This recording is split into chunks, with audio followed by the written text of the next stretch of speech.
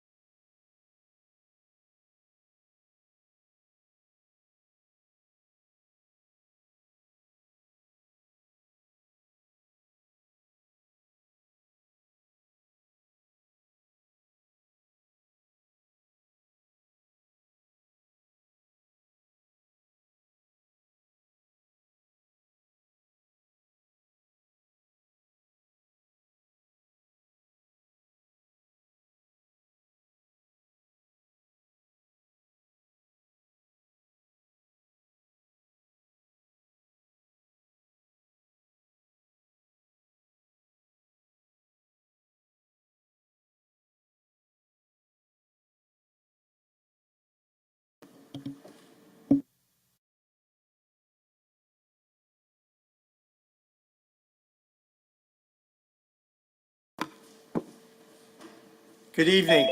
Welcome to the City Council meeting of May 24, 2021. All rise and salute the flag. I pledge allegiance to the flag of the United States of America, to the republic for which it stands, under God, indivisible, with liberty and justice for all. Where's the feedback coming from? Roll call of the members. Councilor Janino. Here. Here. Councilor Guanasso. Here. Here. Councilor Keefe. Here. Councilor McKenna. Here, Here. Councilor Morabito. Here. Here. Councilor Novoselsky. After a year and a half, I'm here. Here. In person. Councilor Powers. Here. Here. Councilor Rotundo. Present. Here. Councilor Sereno. Here. Here. Councilor Visconti. Here. Here. And Council President Zambudo. Here. Here. Quorum is present. Approval of the journal of the regular meeting of May 17th, 2021. So move. All in favor, all opposed? So voted. Calendar item number 3, hearing called as ordered on an ordinance amending street and sidewalk openings construction procedures. This is a public hearing. Proponents.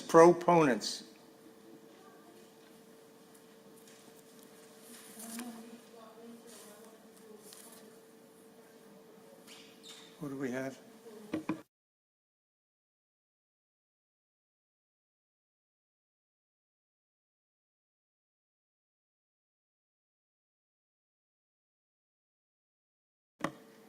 Do we have anybody here? Proponents? Okay, we're gonna take a minute and reverse here. So we're gonna call on Councilor Janino for a point of personal privilege.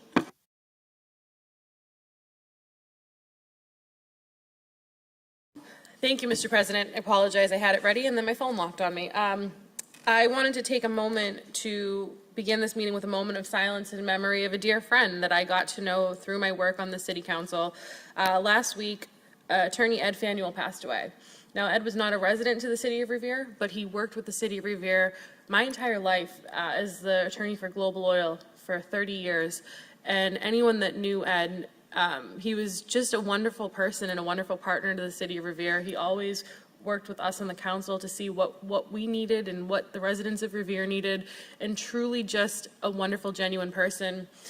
He died suddenly of a heart attack at 68 years young, and my heart broke when I heard that news. And I know many of my colleagues on this council knew him through our line of work and through his line of work, and he truly was a wonderful person that in his professional life worked really hard for the City of Revere and for the residents of Revere.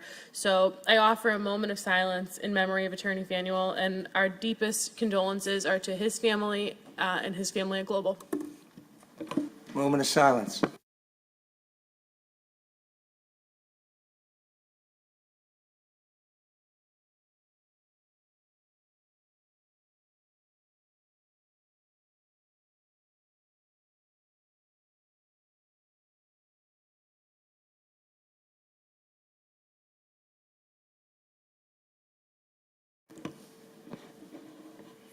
Councilor McKenna.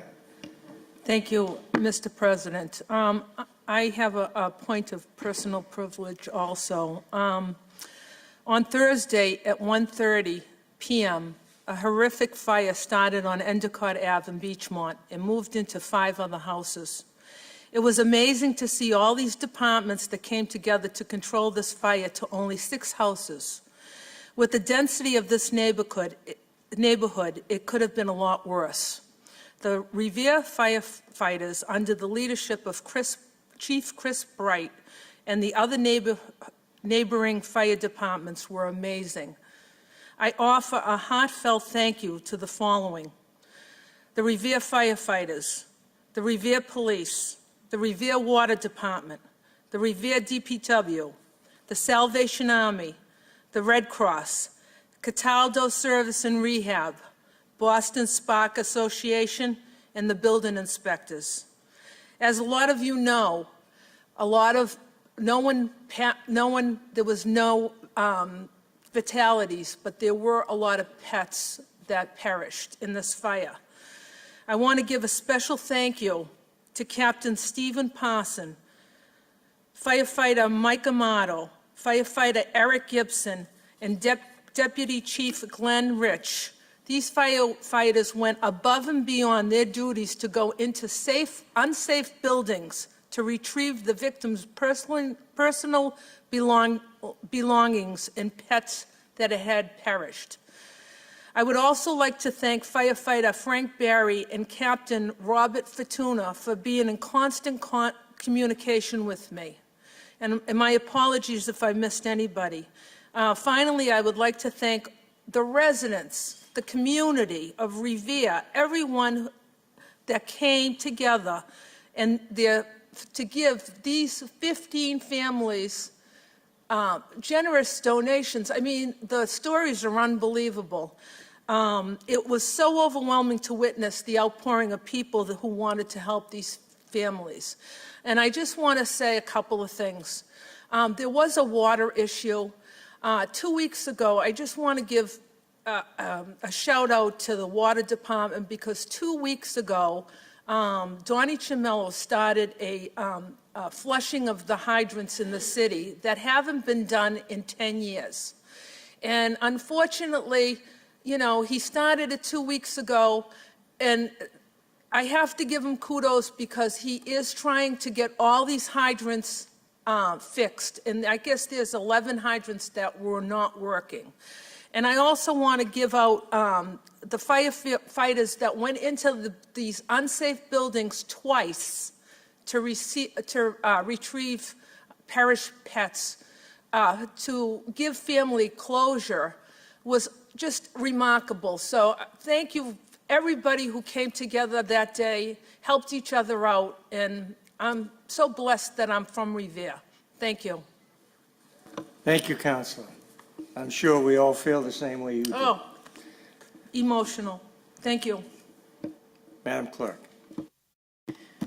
Back to the regular order of business. We were in the middle of a public hearing and ordinance amending street and sidewalk openings, construction procedures. Proponents. See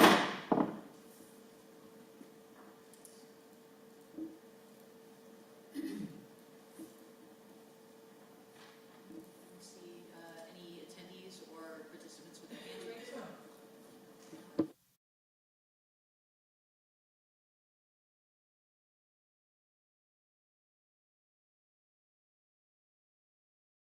This was in regards to your street and sidewalk procedures regarding trees. Councilor McKenna. Okay, I'm going to go through the hearing anyway. Proponents? Seeing none, I'm going to close that side of the hearing. Opponents? Anybody opposed?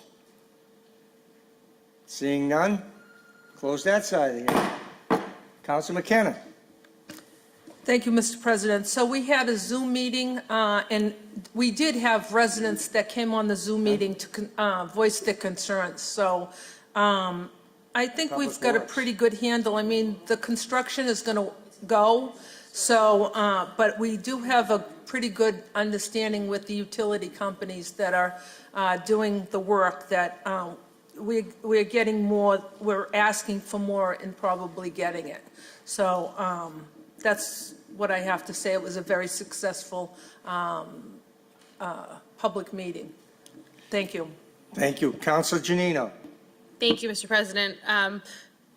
This just brought something up that I thought of, and it's an interesting motion that Councilor Morabito put in a while back, and I think that this is a good opportunity if we're discussing street openings and sidewalk openings. And that was the motion to put the little chips in so you can identify what companies are digging up the streets and the sidewalks. And now that I'm in Boston more often, I notice that when you see where a trench was dug up or something, you'll actually see the little chip that you can tell who the utility was that did it. And that was a phenomenal motion that Councilor Morabito put in that I'd never even heard of. And I think that this is a great opportunity to possibly add this into the ordinance if it hasn't been adopted already. I don't know where that motion went. So they started? Wonderful. So problem solved. Thank you, Councilor. Any other councilors? This will go to DPW. Calendar item number 4, hearing called as ordered on an ordinance relative to urban farming and beekeeping.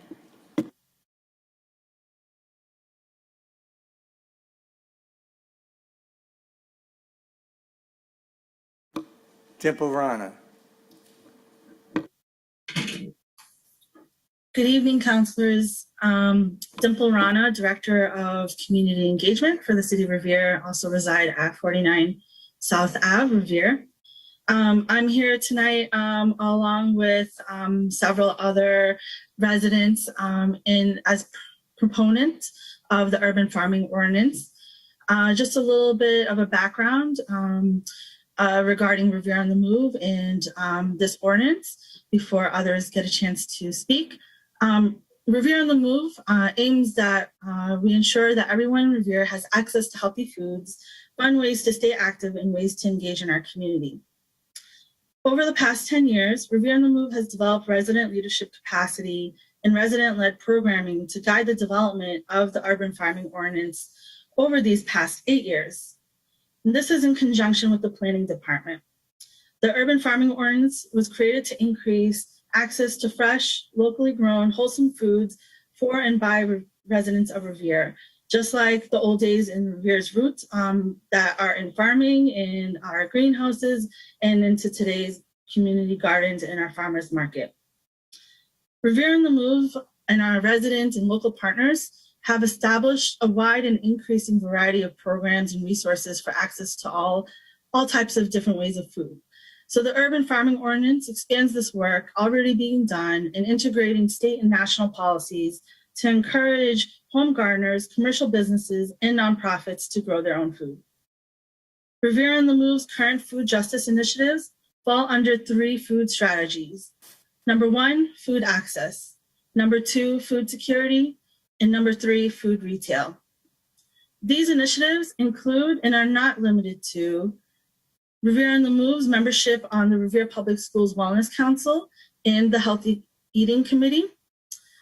We are currently developing a Revere Food Policy Council, the facilitation of an urban farming committee, which is made up of residents and stakeholders and business owners in the city, urban farming education, such as our upcoming Gardening 101 Basics Workshop, and past workshops, including things like composting.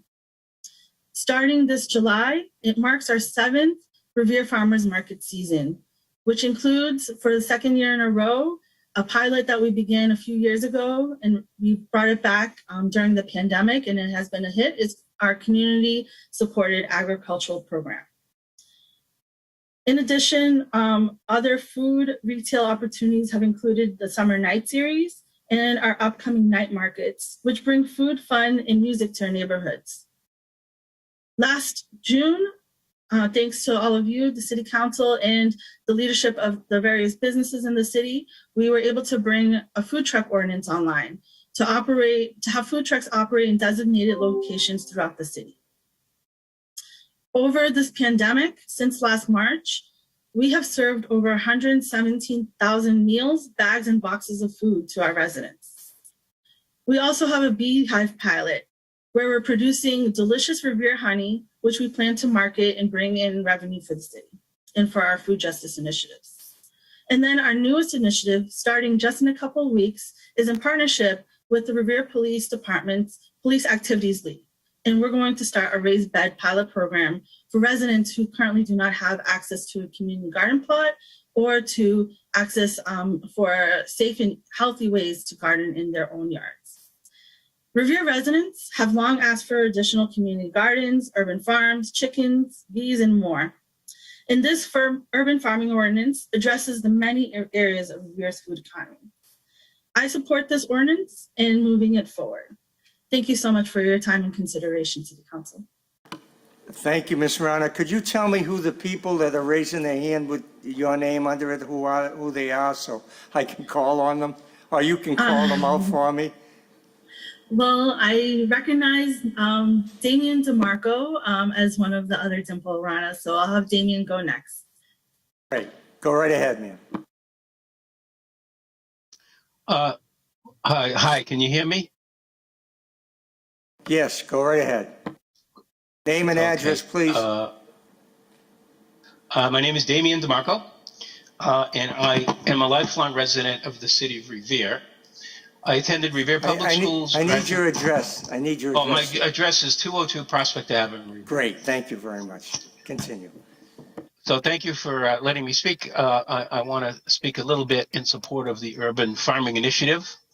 I'm a lifelong resident of the city. I attended Revere Public Schools, graduated from Revere High School way back in the 70s. In fact, Ms. McKenna, Council McKenna, and I were classmates.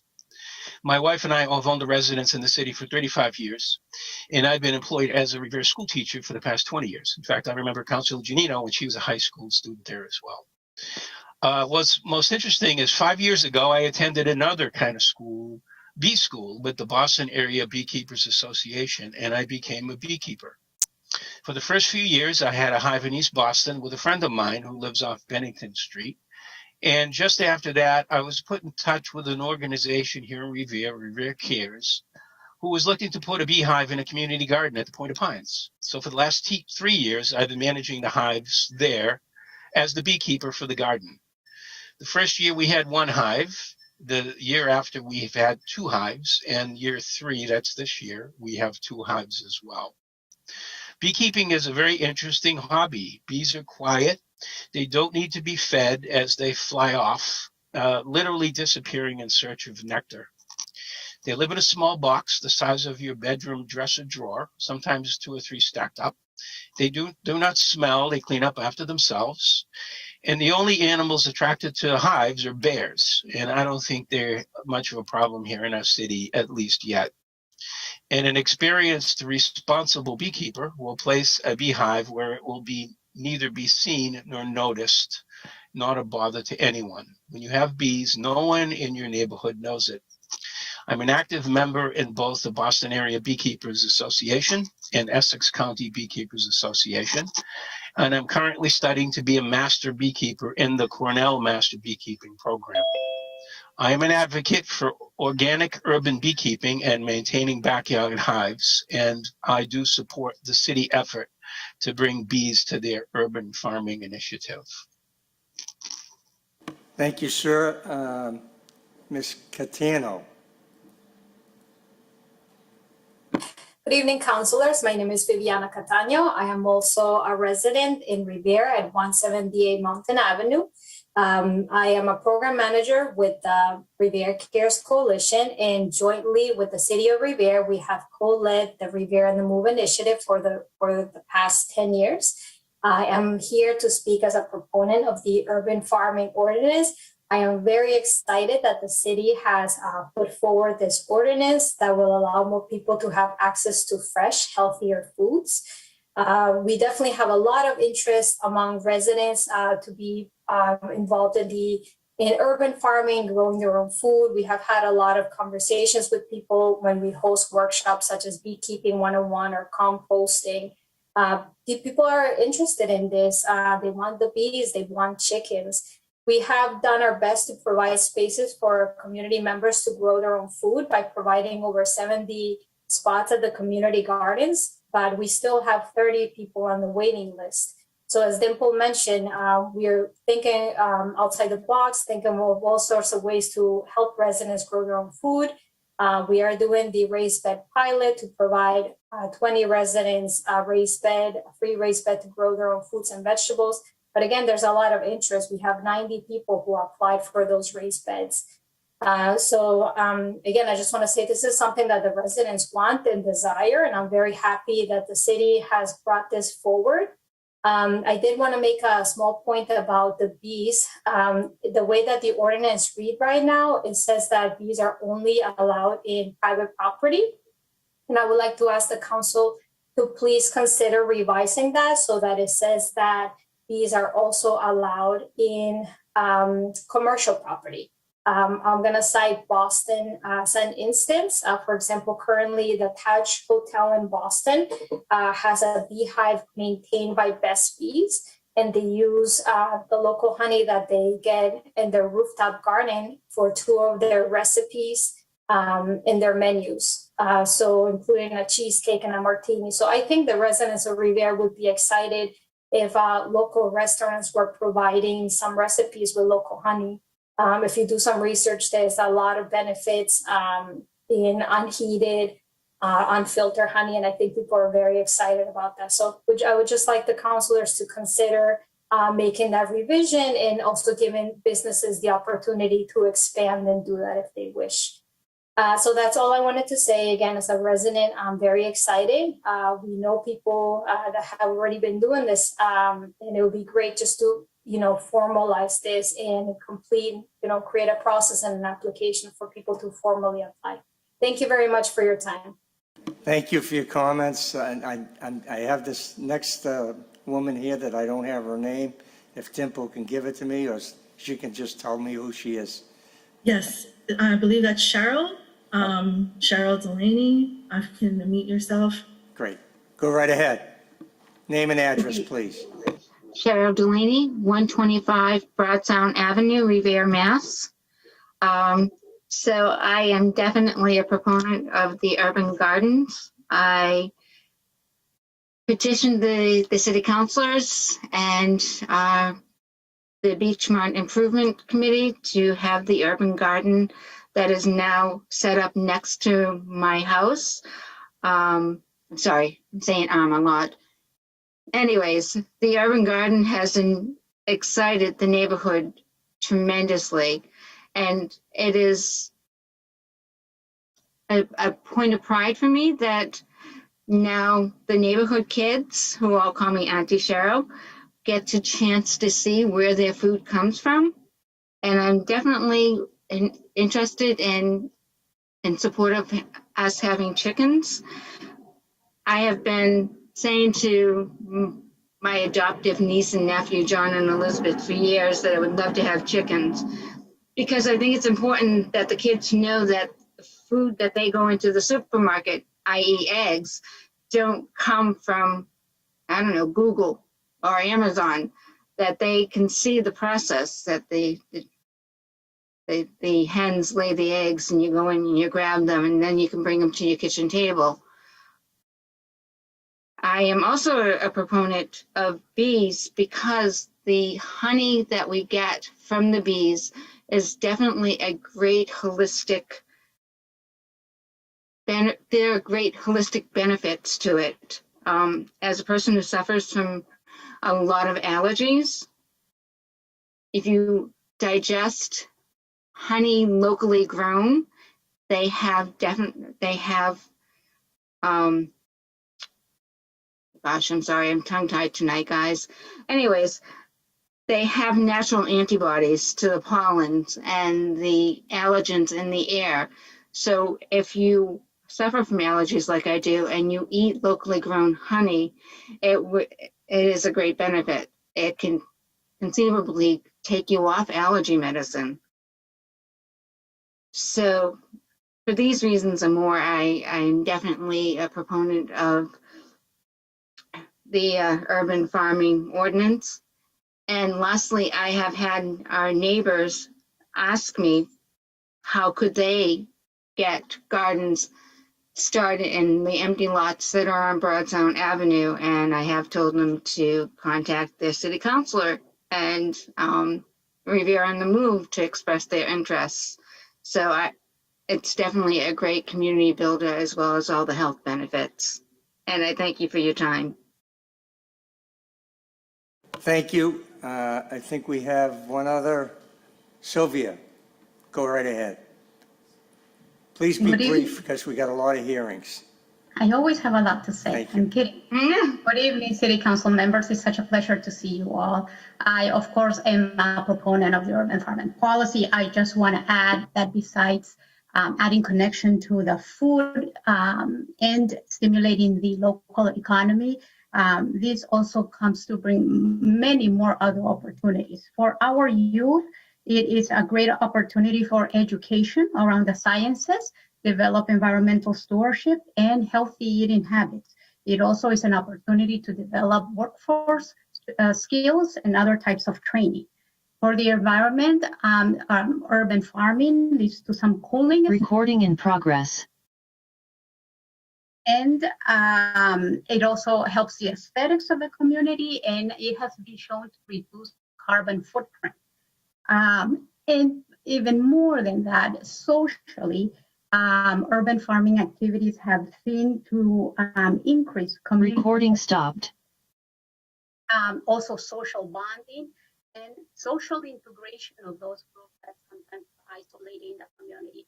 We just wanted to add many, many more benefits of passing such a policy such as the urban farming.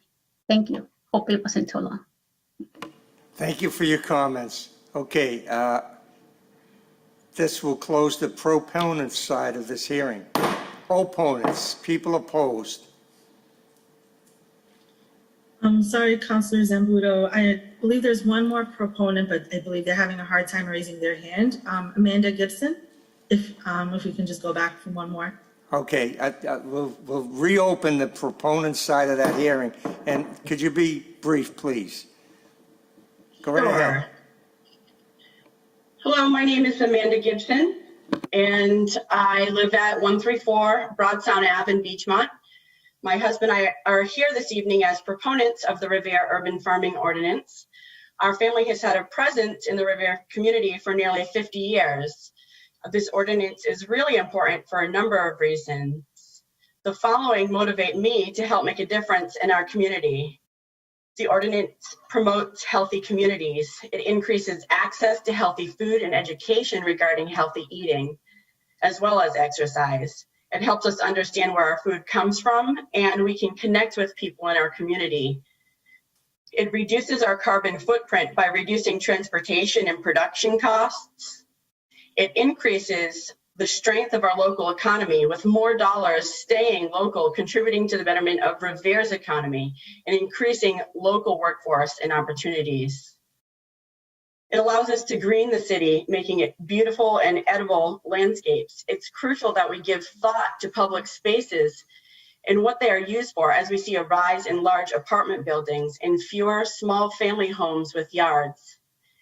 An increasing city population requires increased resources, and the local food system and alleviating its pressures should be at the top of the list. Additionally, as a city, we need to keep up with our neighbors in East Boston, Cambridge, Boston, Somerville, and more who have established successful urban farming ordinances already. The purpose of the urban farming ordinance is to begin to put some structure and definition around urban farming and agriculture. In other words, the range of growing practices, and gives attention to the importance of gardening and community gardens here in our own city. The ordinance allows the city to mitigate potential negative economic and environmental impacts, reduce and remove barriers to participation, and actively promote and educate. For the last nearly 30 years, the lot, which has recently been transformed into Beachmont Garden, sat empty or was used by the city for the storage of various items. The garden opened only this past weekend to 2021 growers, and you can already see the garden drawing happy people who are coming together and connecting in a safe way after a really tough year of COVID-19 stress around the globe. The community garden is boosting spirits and brings hope for a bright future. Please consider joining us in support of this important cause. Thank you. Thank you for your comments. That closes the proponent side of this hearing. Any opponents, people opposed? You seen any?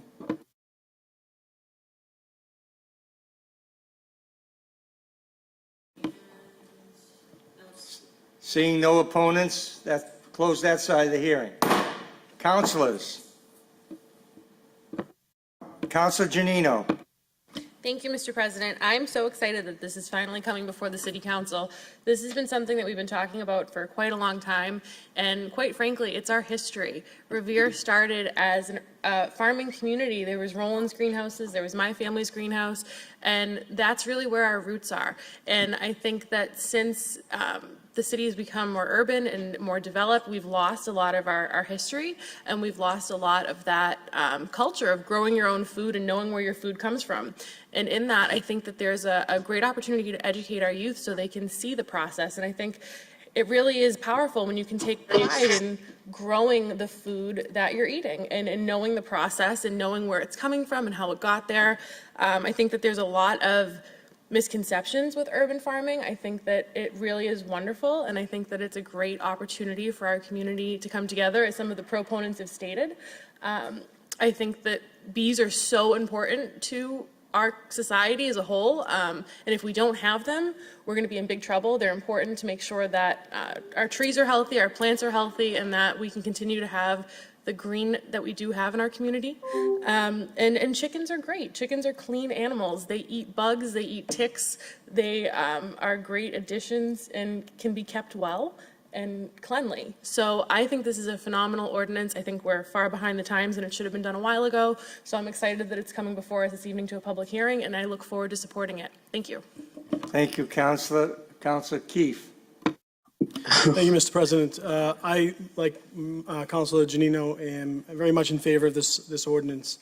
It is a little bit overdue, and I do realize there are some little tweaks that need to be had, but putting an emphasis on healthy community and healthy lifestyles really should be a big motto for the city of Revere, especially given the last year and a half, health and lifestyle in the way that we live has been so important. But Revere has been built. I wouldn't want to give these people up, but I've been in some backyards in the city of Revere that the gardens and the product that these residents, these lifelong residents of Revere have grown is unbelievable, and it's impressive. Some of my neighbors, they do a really nice job. Yes, do we have to protect other pieces that come into play that might, we talk about rodent issues and things like that, will come into play? Sure, certainly. That's why if we establish an ordinance, it gives us the rules to work within so that the community can thrive. And this is going to teach children, obesity is an issue. This is going to teach children what it's about to eat healthy foods. It's going to take care of families that have nutritional disadvantages. There really isn't much negative to say about this, so I'll be fully in support. Thank you, Mr. President. Thank you, Councilor. Councilor McKenna. Thank you, Mr. President. I would like to say that Cheryl Delaney, when she spoke about the community garden on Broadsound Ave, it is just a model for Revere. And a wonderful opportunity that people got together and they made this happen. It's just beautiful. And CT funds that we used to create this. Just if you want to go down Broadsound Ave and take a look at it, it's definitely a model for the city to see an urban garden coming together. Thank you.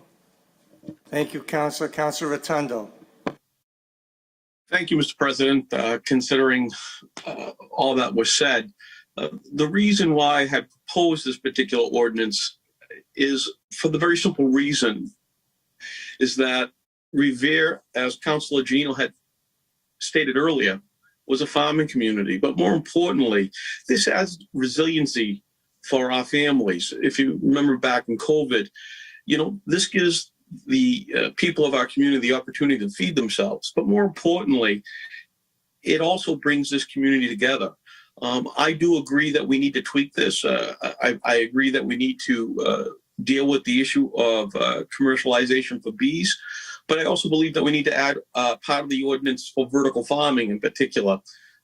In the future, you're going to see more vertical farming happening within, our community, or for the matter, in our region. It happens in East Boston right now. They're doing it in containers right down by Meridian Street. But that said, this is something that is going to bring the community together. And I can remember, literally 10 feet stock high corn being grown up on Prospect and on Fennell Street from immigrant families. This is something that is going to really bring this community together. We have multiple city sites that we can utilize in order to create more farming for our community. And I think we need to really open up the city in the sense of that. Dimple Runner and those people from Revere on the Move, they've done an excellent job of promoting this and, more importantly, bringing people together in order to ensure that people have access to clean, healthy food.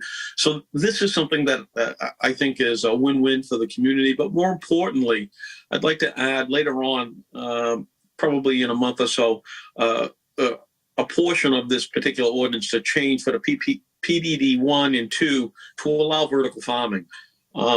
This is something that is revolutionizing the way that we feed ourselves, and it's also going to bring jobs to our community. So with that said, I appreciate the support from all the council. I appreciate the input from all of the proponents, and I thank you for giving me this time and leeway. Thank you. Thank you, Councilor. Councilor Morabito. Thank you, Mr. President. On a common sense level, putting the time to grow your own fresh fruits and vegetables is going to have a cheaper unit cost than going to the grocery store. So normally it cheapens the supply chain. So urban agriculture provides it acts as a buffer both against local economic insecurity as well as periods of conflict that can disrupt normal food flows. So I'm in favor of this. I think there's a lot of food insecurity, and I think in general this would help. And I think it's very important to take the advice of Sylvia when she said to add commercial into the ordinance. This way, buildings such as MGH could maybe have urban gardens on the rooftops. So I think that's something we have to look at as well. Thank you, Councilor. Councilor Sereno. Thank you, Mr. President. I'm not going to repeat what the previous 5 councilors have said.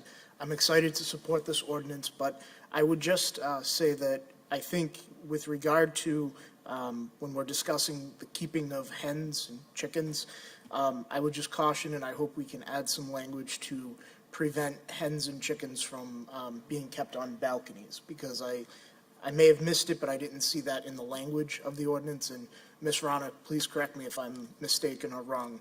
But aside from that, I think this would be a great ordinance if we could enact. And actually, one thing for the clerk, when I was reading on definition number 12 for coop, just a formatting error there. Those 4 letters are capitalized, and I'm a stickler for grammar. So I don't know if you want to decapitalize the other 3 letters. That's not an acronym. Thank you.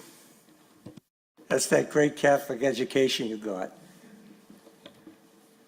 Madam Clerk, is that person there? Or?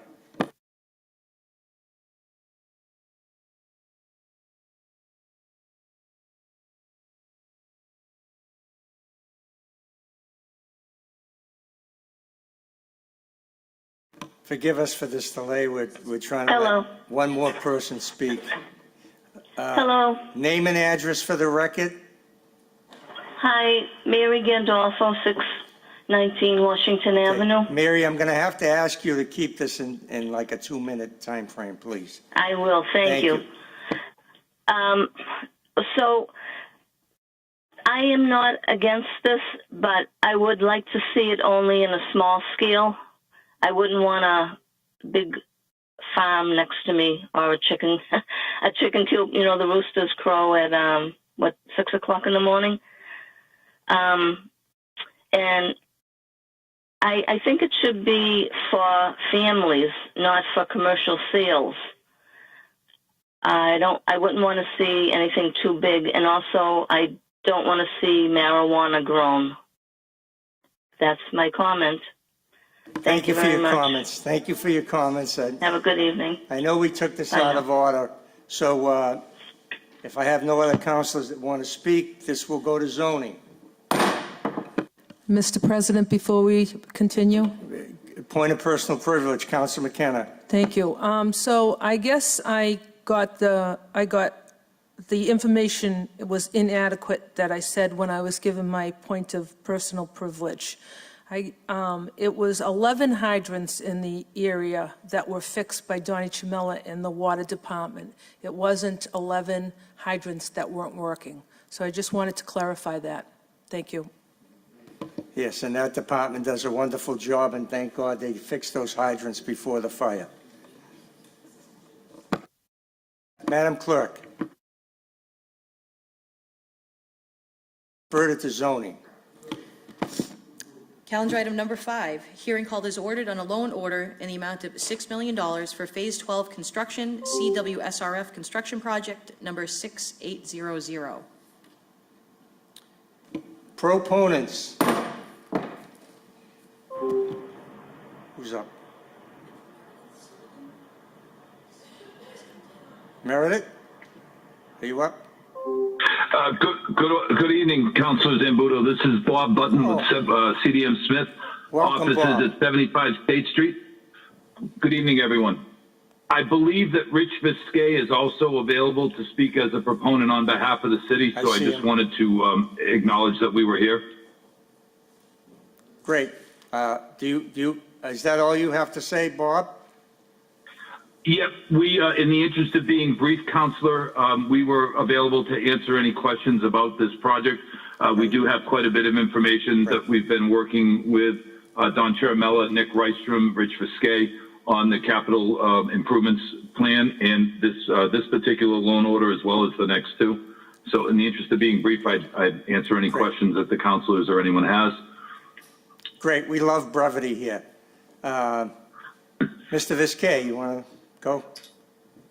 Again, in the spirit of being brief, Mr. President, I just wanted to speak in favor of this. As you know, we've under a multi-year consent decree order to improve the sewage and drainage systems in the city, and this loan order will allow us to continue on with that work. And it is part of the newly developed 5-year capital improvement plan that we created for the Water and Sewer Department last year, and you'll be receiving an updated version of that as part of the budget submittal on June 7th. Thank you. Great, thank you. Who's next?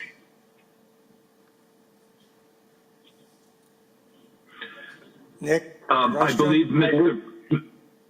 Meredith? Who's next? This is Nick Rystrom. I'd like to speak as a proponent. Go right ahead, Nick. Thank you, councilors. Sorry that I can't appear in person, but I wanted to just express my support. Obviously, you've seen me in front of the council in support of similar, loan orders in the past, and this is just the next year of the work that we're doing to try to improve the the sewer system in the city and also keep in compliance with the EPA's consent decree. And so, in the interest of being brief, I just wanted to express my support of this. Thank you. Thank you, Mr. Rystrom. Donnie Chiaramella?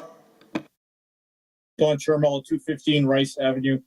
Again, to echo Nick Rystrom's sentiment that we need to continue to keep working on SOAR rehab in the city.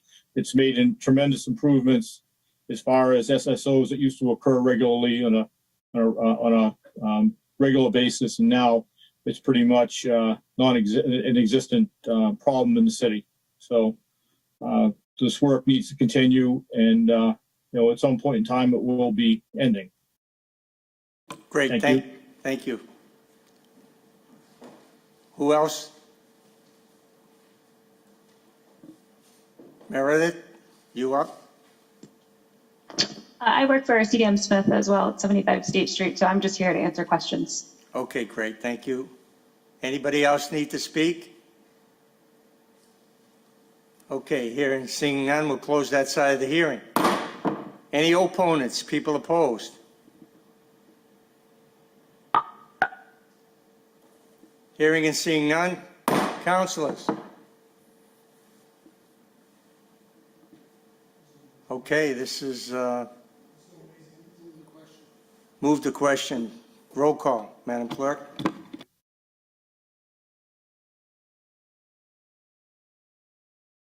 Right, there's a resolution with each one of these loan orders to be approved. So we're going, what are we doing first? The loan order? Shall the City Council approve a loan order in the amount of $6 million for Phase 12 Construction CWSRF Construction Project Number 6800? Councilor Janino? Yes. Yes. Councilor Guanasso? Yes. Yes. Councilor Keefe? Yes. Yes. Councilor McKenna? Yes. Yes. Councilor Morabito? Yes. Yes. Councilor Novoselsky? Yes. Yes. Councilor Powers? Yes. Yes. Councilor Rotundo?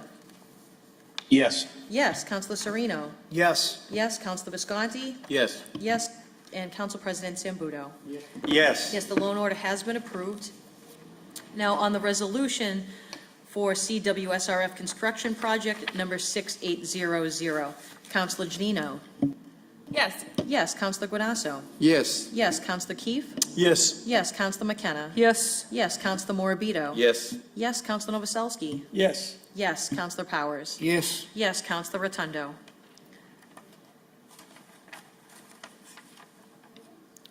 Councilor Rotundo? Is absent. Councilor Sereno? Yes. Yes. Councilor Visconti? Yes. Yes. And Council President Zambudo? Yes. Yes, the resolution has been approved. I want to be recorded as yes. Was I heard? Due to technical difficulties, we can record Yes, we you can- as yes, Councilor, okay. Councilor Rotundo. Calendar item number 6, hearing called is ordered on a loan order in the amount of $1.5 million for Phase 13 investigations, CWSRF Planning Project Number 6805. I'm assuming that all the comments are going to be the same, so if, Bob, if you want to just say something, and then we'll assume everyone else is in favor. Yes, Council. Yes, Councilor, this is similar to the item up above it, and I would assume that all those that spoke in favor would also speak in favor of this item as well. Thank you.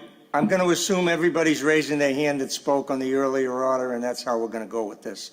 And so that closes the proponents for this loan order. Opponents, anybody opposed? Seeing none, we're going to close that side of the hearing. Any councilors? Move the question, Madam Clerk. Shall the City Council approve a loan order in the amount of $1.5 million for Phase 13 investigations, CWSRF Planning Project Number 6805? Councilor Janino? Yes. Yes. Councilor Guanasso? Yes. Yes. Councilor Keefe? Yes. Yes. Councilor McKenna? Yes. Yes. Councilor Morabito? Yes. Yes. Councilor Novoselsky? Yes. Yes. Councilor Powers? Yes. Yes. Councilor Rotundo? Yes. Yes. Councilor Sereno? Yes. Yes. Councilor Visconti? Yes. Yes. And Council President Zambudo? Yes. Yes, the loan order has been approved. And on the resolution relative to the CWSRF Planning Project Number 6805, Councilor Janino? Yes. Yes. Councilor Guanasso? Yes. Yes. Councilor Keefe? Yes. Yes. Councilor McKenna? Yes. Yes. Councilor Morabito? Yes. Yes. Councilor Novoselsky? Yes. Yes. Councilor Powers? Yes. Yes. Councilor Rotundo? Yes. Yes. Councilor Sereno? Yes. Yes. Councilor Visconti? Yes. Yes. And Council President Zambudo? Yes. The resolution has been approved. Calendar item number 7, hearing called is ordered on a loan order in the amount of $1.1 million for water system improvements. Mr. Button? Oh, proponents, evening. I apologize. Proponents. No. I fell Not a asleep. problem. Rich Biscay, would you like to go ahead of me?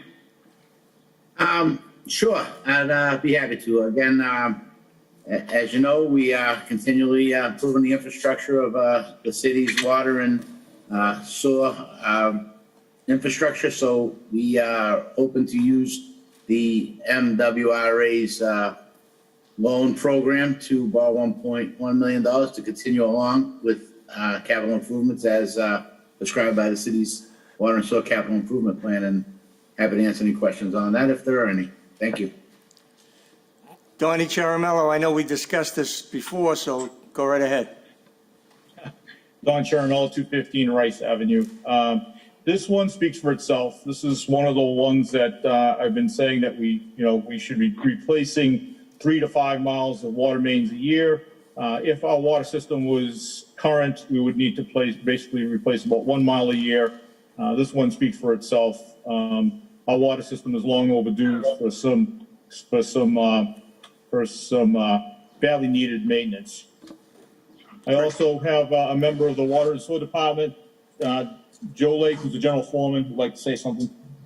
Councilors. Mr. Lake.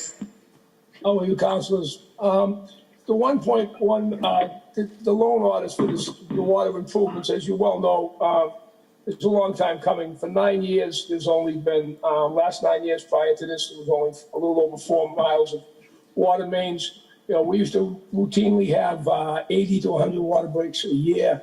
That has been drastically reduced.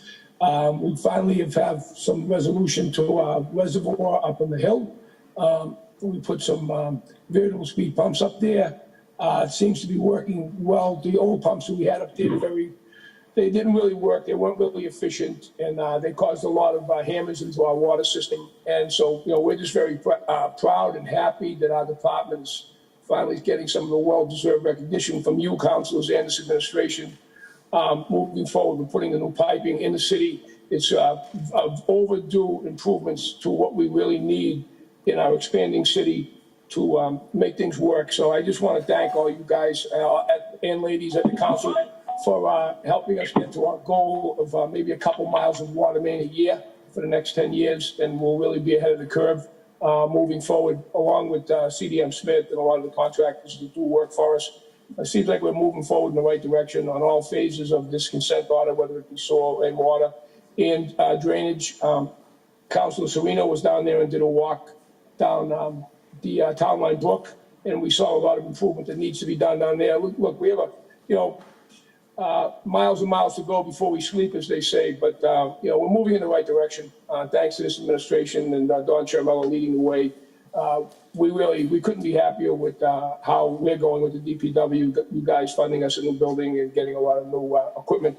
I just wanted to personally thank all of you as the general foreman for the DPW general and the water sewer department. Thank you very much. Thank you, Mr. Lake. Mr. Button, anything else to add before I close? I'd like to, Mr. Mr. Chairman, Rystrom. this is Nick Rystrom. I'd just like to speak quickly. This is Nick Rystrom, city engineer, 281 Broadway. I wanted just to echo the words of Don Chermello.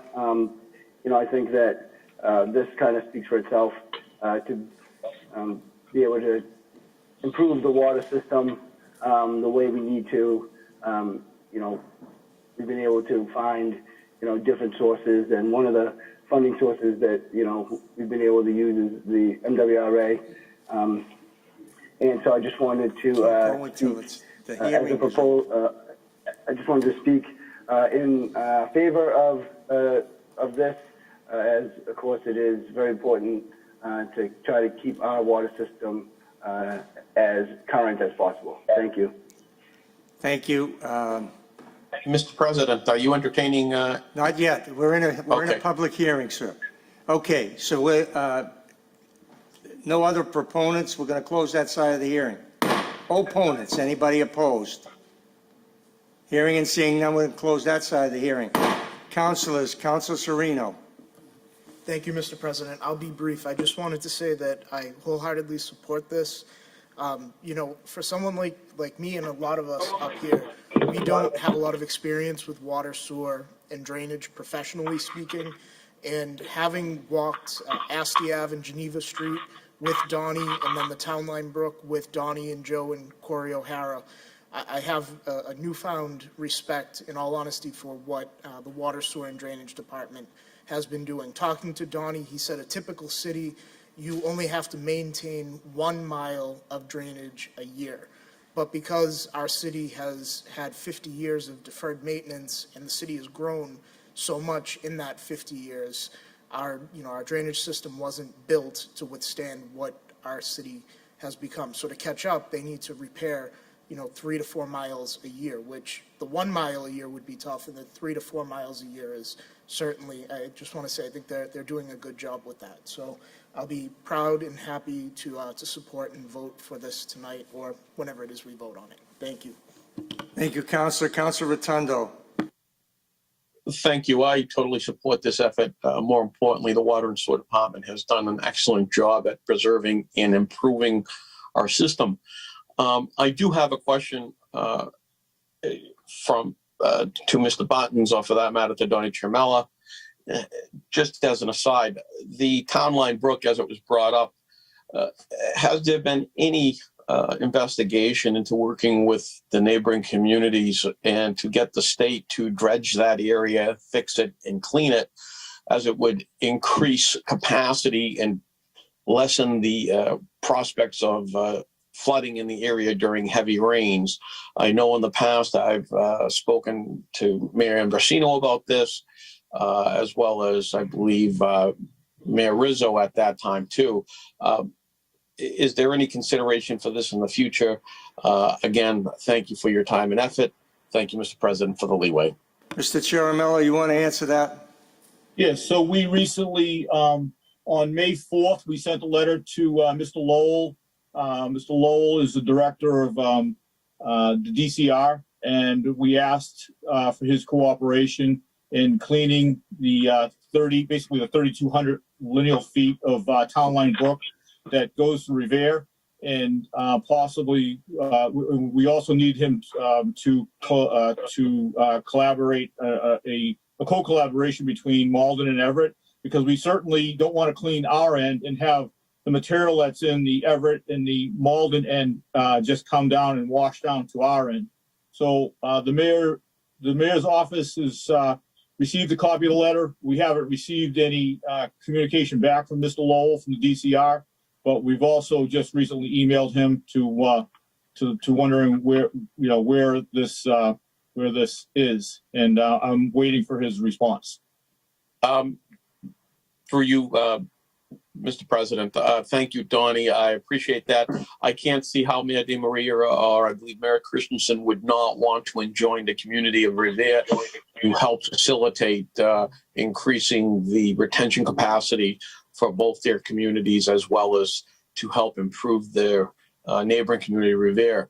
I'm wondering if communication by our city has gone to the mayor's office in both those communities to ask both their support, but more importantly, the state delegations of all three communities to request that of the DCR. Just some input and ideas. And again, thank you very much. Thank you, Councilor. We included Councilor Serino in that. We copied Councilor Serino on that letter to Mr. Lowell. Thank you. On the motion. Roll call. So on the loan order, in the amount of $1.1 million for MWRA water system improvement bonds, Councilor Janino? Yes. Yes. Councilor Guanasso? Yes. Yes. Councilor Keefe? Yes. Yes. Yes. Councilor McKenna? Yes. Yes. Councilor Morbido? Yes. Yes. Councilor Novoselsky? Yes. Yes. Councilor Powers? Yes. Yes. Councilor Rotundo? Yes. Yes. Councilor Serino? Yes. Yes. Councilor Visconti? Yes. Yes. And Council President Zambudo? Yes. Yes. And on the resolution relative to the $1.1 million water system improvements loan order, Councilor Janino? Yes. Yes. Councilor Guanasso? Yes. Yes. Councilor Keefe? Yes. Yes. Councilor McKenna? Yes. Yes. Councilor Morbido? Yes. Yes. Councilor Novoselsky? Yes. Yes. Councilor Powers? Yes. Yes. Councilor Rotundo? Yes. Yes. Councilor Serino? Yes. Yes. Councilor Visconti? Yes. Yes. And Council President Zambudo? Yes. Yes, the MWRA resolution has been approved. Madam Clerk, I have to break tradition here because I didn't call on Councilor Powers and he had some comments. So if you want to go right ahead, Councilor Powers. Thank you, Mr. President. I just want to thank the Water and Sewer Department, Mr. Chiaramella, Mr. Lake, and the others for the unbelievable job they're doing in the city with regard to drainage. I was in City Hall today getting into an elevator, and a fella came up to me that he doesn't live in my ward, but he lives in the city, and he said to me, I want to thank you and the Water and Sewer Department for all of the work that's being done. We just cleaned the Eastern County ditch. We're doing water improvement lines down in Oak Island currently. Sagamore Street, Dunn Road, Neponset Street, all new water lines, all repaved. I can't thank these people enough for all of the work they are doing in the city to make our city a little better and a little more easier to live and work in. And once again, thank you, gentlemen. You're doing a great job, and I will support this 100%. Thank you. Thank you, Councilor. I'm sure you speak for the whole council here with our gratitude towards our water department. Madam Clerk. Calendar item number 8, hearing called as ordered on the application of Louis Rubino, 744 Broadway, seeking permission from the Revere City Council to alter and extend the existing non-conforming retail restaurant use to enable the appellant to utilize the outside patio space for up to 16 guests, increasing the capacity of the restaurant use to 34 guests at 744 Broadway. Proponents. People in favor. Hi, I'm Louis Rubino. I'm the owner-operator of the Cutting Board in Revere, 744 Broadway. Our plan is to put 4 tables, 4 people each outside on our patio, our paved patio. It's about 680 square feet. There's ample space for all the people and all the tables out there. There are multiple exits and entrances to that patio. And we think it'd be a great addition to the restaurant, especially in these times. People really like to eat outside. People are still a little bit worried about eating inside.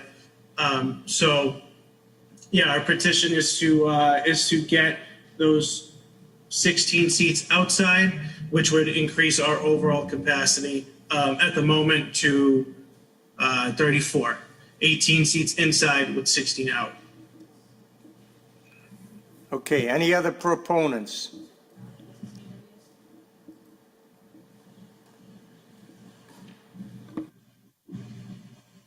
Ralph DeChico, are you speaking as a proponent?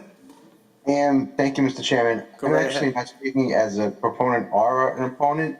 I just have a question to through you. If these are going to be ADA compliant and handicap accessible both inside and outside.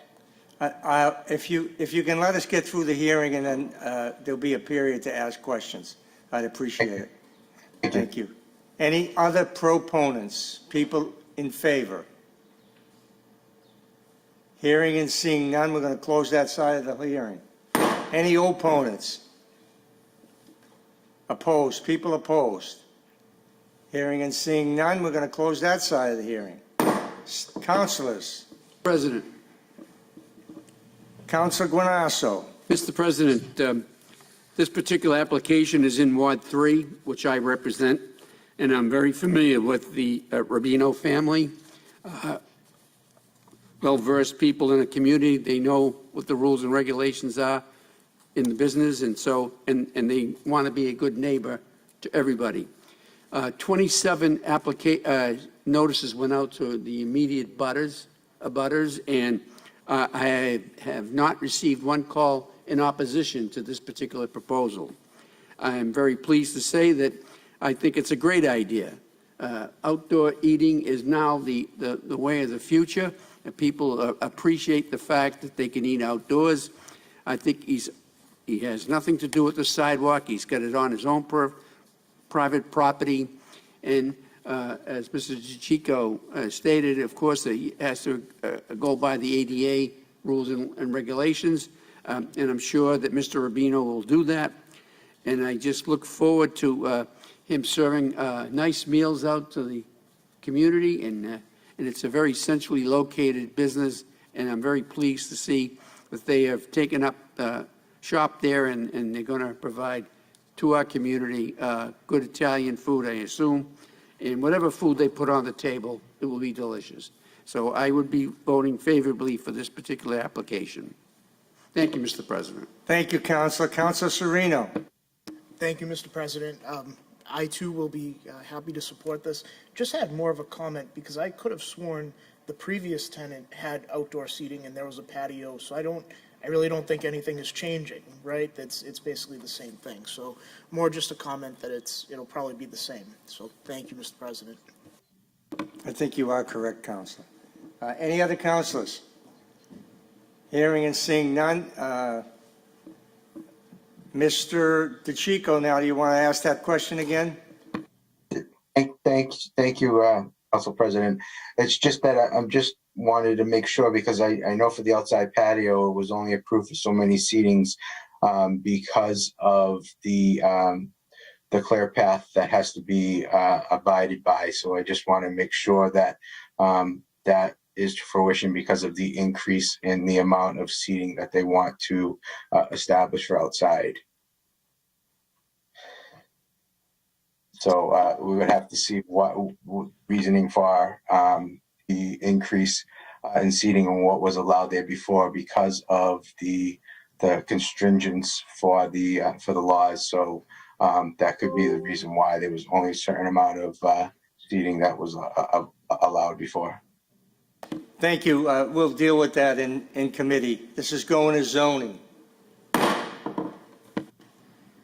Calendar item number 9, hearing called as ordered on the application of Rod Rivera, 97 Beach Street, Malden, seeking permission from the Revere City Council to alter and extend the existing non-conforming office use to a non-conforming fast food takeout use to enable the appellant to operate an ice cream and smoothie shop at 54 Yeaman Street. Proponents. People in favor. These attendees are just going to come over to a panelist.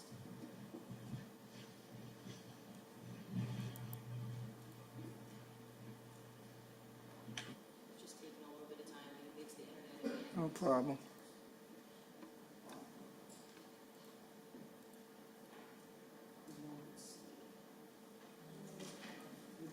He was on here. His name said Rod. It's up. I see him here. Rod? Yes. Okay, go right ahead, sir. So I'm actually speaking on, this is Rod Rivera. I'm the construction supervisor and the designer, and I'm only speaking on behalf of Daniel Lemus, the owner. And basically what we're trying to do is create like an ice cream stand mixed with fruities and other mixed drinks, slushes and shakes. So it's not something that it's going to create a large amount of crowd, but it's since it's a small place, the design is basically to keep the equipment inside and just be able to have help the customers from a sliding window, and they won't be able to be coming into the facility itself. Is that it, sir? Yes. Any other proponents, people in favor? Hearing and seeing none, I'm going to close that side of the hearing. Any opponents, people opposed? Counselor, there was just one letter received from the neighbor at 6 Vane Street as a record opponent. Do you want to enter that into the record? Does it need to be read, or?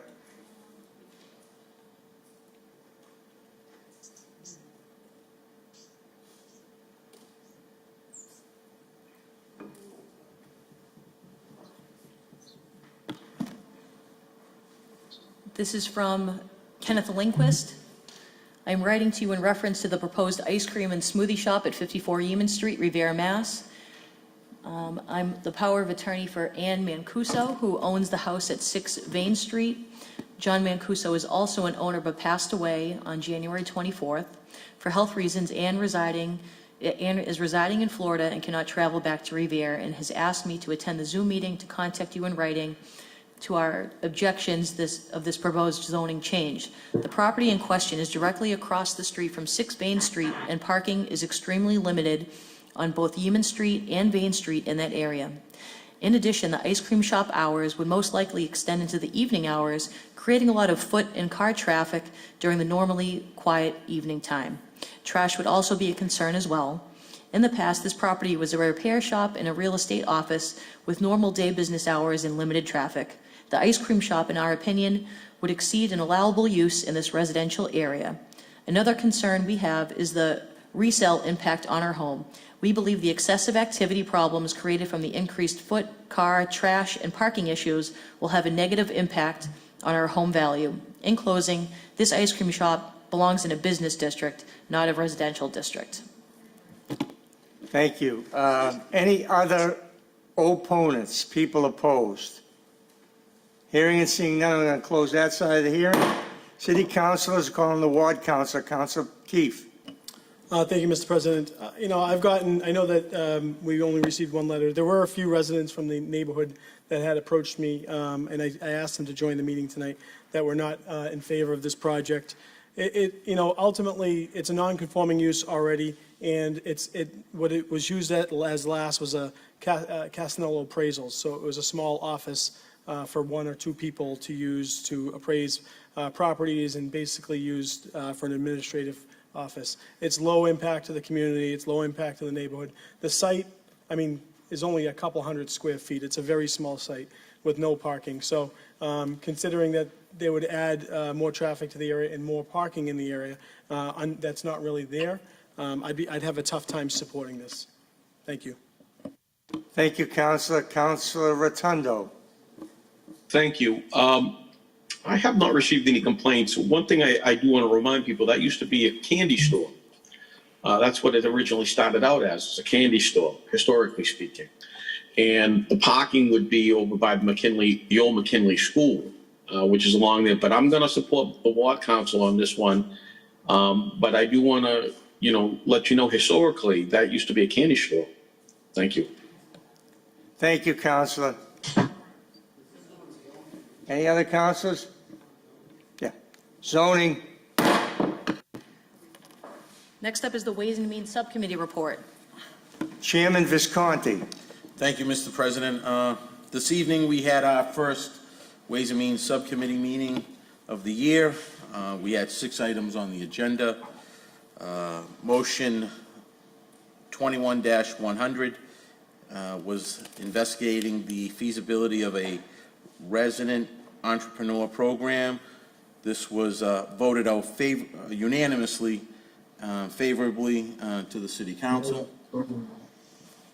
We had motion 21-112, 21-113, and 21-114 was kept in committee due to technical difficulty, so we'll keep those in committee.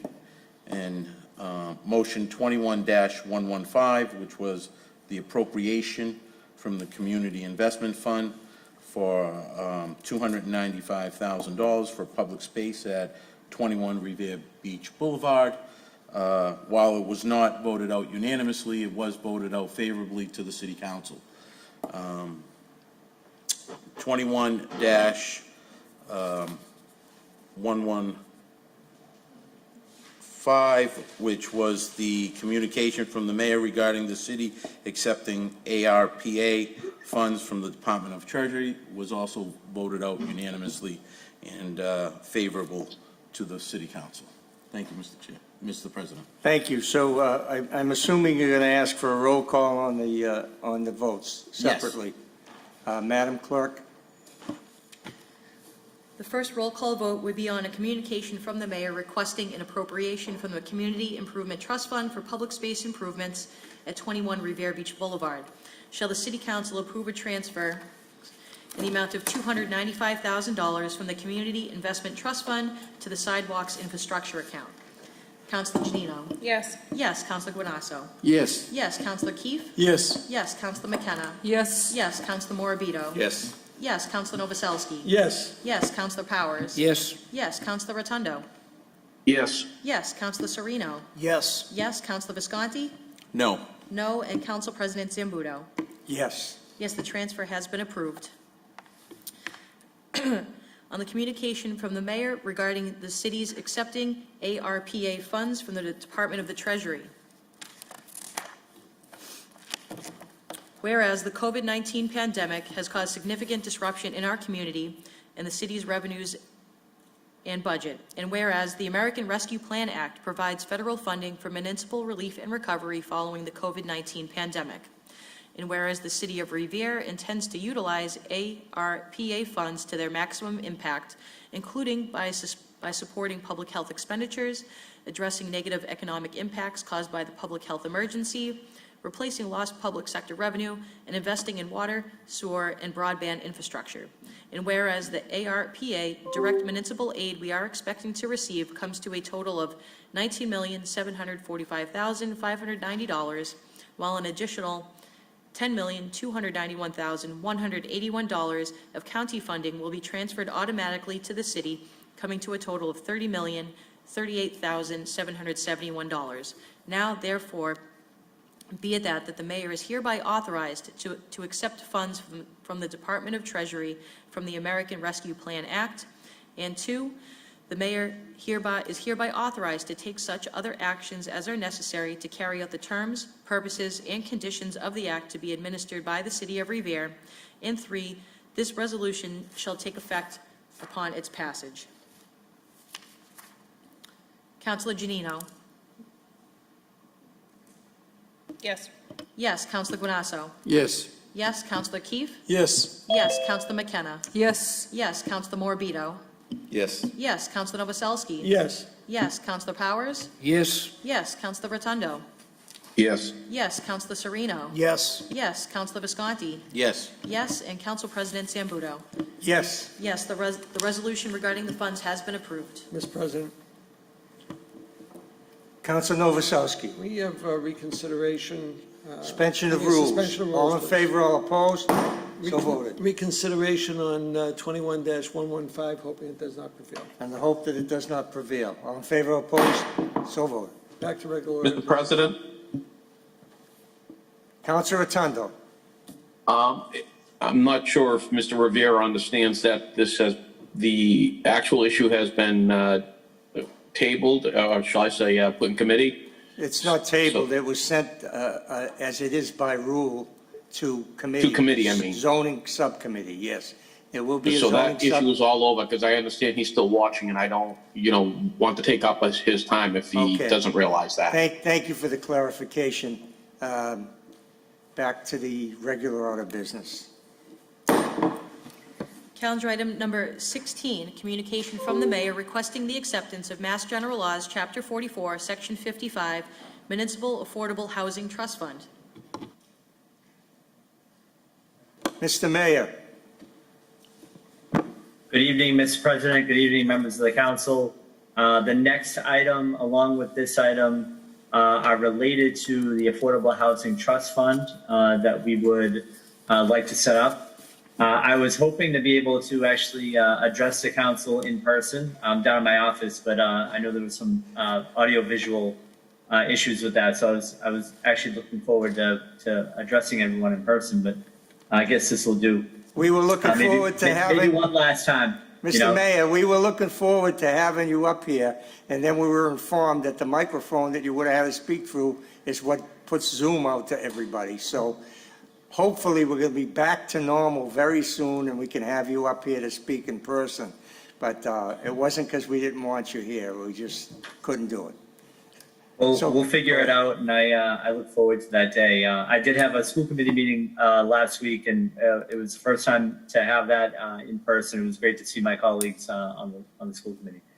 So the Affordable Housing Trust Fund, this first communication is the acceptance of Mass General Law that allows us to create the trust fund. But I'll kind of give you my remarks about the Affordable Housing Trust Fund and the next item as well. I feel a tremendous amount of pride in presenting this to you tonight, establishing an Affordable Housing Trust Fund for our city. As many of you know, I mentioned this in our State of the City at the beginning of this year, and this fund will be a significant tool for us to promote the production of sorely needed affordable housing in our city. And I want to thank all of you, and I want to thank all of the diligent community members for their participation in crafting this ordinance. The city held informational Q&A session and workshops where neighbors and residents and other stakeholders had the opportunity to give us their views on the makeup of the trust fund, what it looks like, and what the responsibilities and role of the board would be. And in doing so, we recognize that Revere residents are the ones with the deepest understanding of what affordable housing means for them and our community. We're certainly building off of some of what we've seen in the last little bit, and I always point to the example of 571 Revere Street, where there are affordable housing units that have been built and will be full soon. And the applications that came in for the units that are available came in exceeding 10 times the number of units that were out there. And we had nearly 400 of our own residents who were looking for housing at 571 Revere Street. And so knowing that the demand is really there and thinking about the strategies that we can employ, this is, again, a great sense of pride that I bring this to the council. The Affordable Housing Trust Fund will be an important, but not the only piece that we have in order for us to tackle the question of affordability and the challenge of affordability. And I look forward to working with the council over the next few years and throughout the next decade to make sure that the strategies that we put in place continue to make Revere an affordable place to live. So if any members have any questions, I'm happy to answer them. But I look forward to additional conversation around this. Thank you. Thank you, Mr. Mayor. I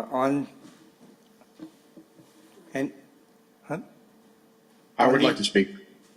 Go right ahead. Say that again? If I'm able to speak, I'd like to speak. Oh, okay, Council. Go ahead. I was about to call on councilors, but since your hand is up, you can go first. Councilor Rotundo. Thank you very much. Since Tom Ambrosino and successive mayors thereafter, I've asked time and time again for something of this nature. For Mayor Arrigo to do this is a blessing for our community. We need a trust fund for affordable housing for the people of Revere. I look forward to working with the mayor on this particular effort. And in fact, there are many people that have housing needs. So this in itself is a great move forward, and I support it 110%. Thank you. Any other councilors wish to speak on this? Move the question. A resolution to accept the provisions of Section 55C of Chapter 44 of the Massachusetts General Laws, whereas the Commonwealth of Massachusetts enables municipalities to explore a variety of strategies to construct affordable housing, and whereas the acts provided for the establishment of a municipal affordable housing trust fund and municipal affordable housing trust fund board of trustees to manage said fund, and whereas the City of Revere City Council desires to capitalize and realize the benefits of these acts, now therefore be it ordered that the City of Revere accepts the provisions of Section 55C, Chapter 44 of the Massachusetts General Laws in order to establish a municipal affordable housing trust fund and a municipal affordable housing trust fund board of trustees. Councilor Janino? Yes. Yes. Councilor Guanasso? Yes. Yes. Councilor Keefe? Yes. Yes. Councilor McKenna? Yes. Yes. Councilor Morabito? Yes. Yes. Councilor Novoselsky? Yes. Yes. Councilor Powers? Yes. Yes. Councilor Rotundo? Yes. Yes. Councilor Sereno? Yes. Yes. Councilor Visconti? Yes. Yes. And Council President Zambudo? Yes. Yes. The general law has been accepted. Calendar item number 17, communication from the mayor relative to establishing the Affordable Housing Trust Fund. We'll order that to a public hearing. Calendar item number 18, communication from the mayor relative to the appointment of Debbie Pesca DiGiulio as Director of Elder Affairs.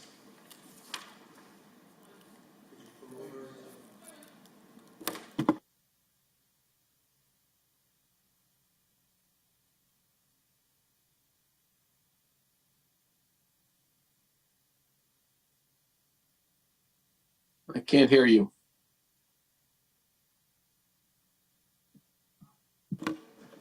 Deb? I'm here. Okay, great. We would normally just order this to the Appointments Committee, but I wanted to give you a chance to say hello, because a lot of people forgot what you look like, because we haven't seen you.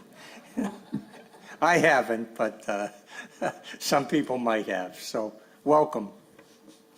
Good evening, Mr. President. Good evening, councilors. It's nice to be seen. Okay, so now I'm going to call on the chairman of the Appointments Committee.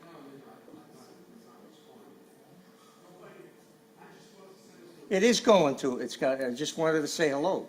It's coming to your committee. Debbie, thanks for showing up. This is going to the Appointments Committee. Calendar item number 19, communication from the mayor relative to the appointment of Sarah Bukdad to the Zoning Board of Appeals as an alternate member. Appointments. Calendar item number 20, communication from the mayor relative to the appointment of Mario Gramanis to the Commission on Disability.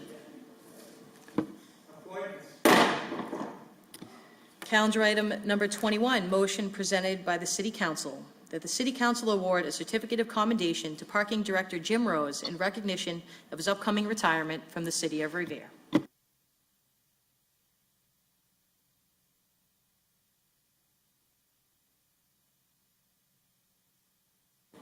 Councilors?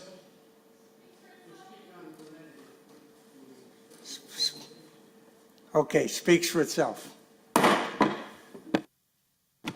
Calendar item number 22, motion presented by Councilor Rotundo that a certificate of merit be awarded to Officer Dave Wilson for going above and beyond the call of duty to rescue a 16-year-old girl from drowning herself in the frigid waters of Revere Beach on May 14th. Councilor Rotundo. I'll make it short. It's a little emotional I want to save most of my comments for that date, but what he did was more than heroic. And I don't know if you can hear me or not. You can't hear me, can you? Can you hear me? We hear you. Continue, sir. Well, I did not know, but anyway, I will save the rest of my comments for the day that he comes before us. And again, his actions were beyond heroic. Thank you. Thank you. We're looking forward to having the hero up here to receive the thing in person. Thank you. On the motion, all in favor, all opposed, so voted. Calendar item number 23, motion presented by Councilor Morabito that a certificate of appreciation be awarded to the RHS Feminists for coordinating a menstrual products drive for residents impacted by COVID. Councilor Morabito. Mr. President, I'm going to speak on motions 22 through 25, and I'm going to save my comments for the presentations. Thank you, Councilor. On the motion, all in favor, all opposed, so voted. Well, can I say a few things? Just a few words, just really quick. So due to the I thought there were future motions. Yeah, I was just going to say Go something ahead. quickly, Go and I would ahead. speak on more in detail at the presentation. Due to the pandemic, the last year has been a struggle for so many. Groups such as Women Encouraging Empowerment, the Revere Emergency Response Team, Revere Community Response Network groups, and Revere High School students such as the Feminist Empowerment Movement Club. They stepped up and took action by supporting our most vulnerable residents. You know, being a city councilor isn't the most rewarding job, you know. It has its battles, but it makes me proud, and this is the rewarding part of my job, to see so many in our community come together to support those in need any way they could, from neighborhood checks to giving financial assistance, to distributing a litany of essential products, from food to menstrual products. So, to so many in need. So this is the part of my job where I get to award those and give recognition to so many who stepped up the past year. So I thank all of these members and all of these individuals who belong to these groups, and I look forward to saying more at the presentation. Thank you. Thank you, and you can do that on June 7th, I believe. Calendar item number 24, motion presented by Councilor Morabito that a certificate of appreciation be awarded to Women Encouraging Empowerment for holding a diaper and food drive for residents impacted by COVID. Council Morabito. So, Mr. President, I'm going to save all my statements for the presentation. Oh, great, okay. So on the motion, all in favor, all opposed? So voted. Calendar item number 25, motion presented by Councilor Morabito that a certificate of appreciation be awarded to the city's emergency response team who monitored the impacts of the COVID-19 pandemic and developed policies and procedures to maintain public health and safety for our residents. On the motion, all in favor, all opposed? So voted. Calendar item number 26, motion presented by Councilor Morabito that a certificate of appreciation be awarded to the Revere COVID-19 Community Response Network, who organized COVID-19 outreach and wellness efforts for our city's vulnerable populations, businesses, and those impacted by the COVID-19 pandemic. The network is divided into several subgroups, which include the wellness and neighbor checks, food and supply, financial assistance and housing, mental health and trauma, youth engagement, communications, the Espanol Network, the Brazilian Network, and the Business Network. On the motion, all in favor, all opposed? So voted. Calendar item number 27, motion presented by Councilors McKenna, Guanasso, and Keefe that the mayor request the city solicitor to amend the short-term rental ordinance to provide for 6 months of rental days as opposed to 60 days currently allowed. As the ordinance exists now, the extensive paperwork, application fees, and taxes collected by the city will not be feasible for home-occupied property owners and will lead to unauthorized short-term renting in the long run. Council McKenna. Thank you, Mr. President. So I had a conversation with Nick Catanazzo, who is the newly appointed director of the Airbnbs and the short-term rentals, and he explained to me that the process for 60 days to do the application fees, the fees, and the taxes given to the city wouldn't be feasible, and people would end up running Airbnbs illegal. They did purchase the software that will track these Airbnbs, so they can, when they register, they can track if someone's putting out an ad in the paper for an illegal Airbnb. So Boston and Chelsea were originally 30 days. We ended up putting it for 60 days, but Boston and Chelsea just changed the ordinance to a year. We're asking to change it for 60 days. And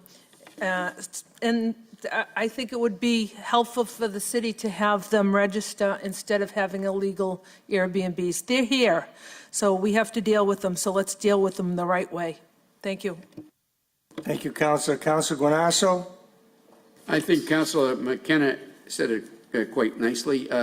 And I also want to publicly thank Councilor McKenna and Councilor Keefe for keeping our eye on this Airbnb project, because it seems like the battle's been going on for like 4 years, and it gets tiring, but we persevered, and I think that now that the mayor has selected Nick Catanazzo to head this drive, I think it's a great selection, and I think he'll do the job that's required to make sure that the safety and the well-being of the neighborhoods where these Airbnbs are coming into will be protected.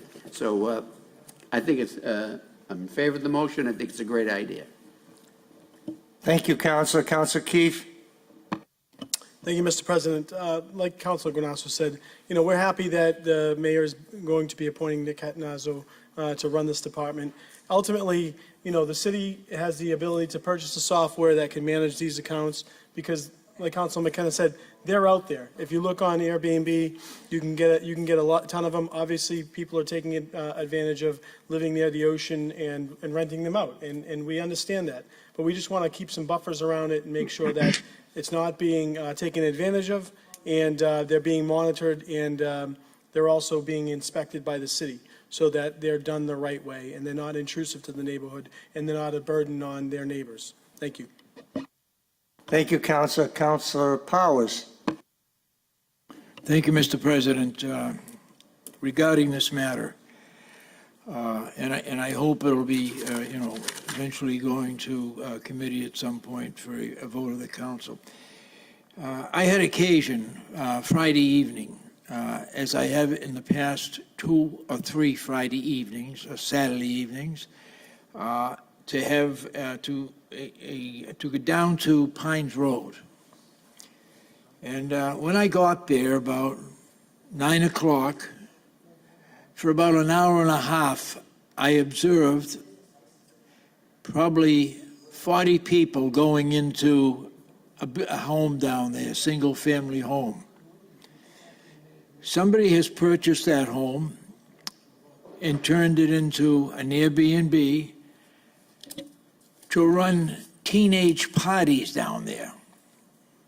And I'm talking about calls from residents, Mrs. Zimmerman, Mr. Traniello, who happens to live right next door to the building, who observed the occupants bringing in alcohol in the afternoon, cars parking on the Linway, disturbing the residences down there. There's no parking on Pines Road.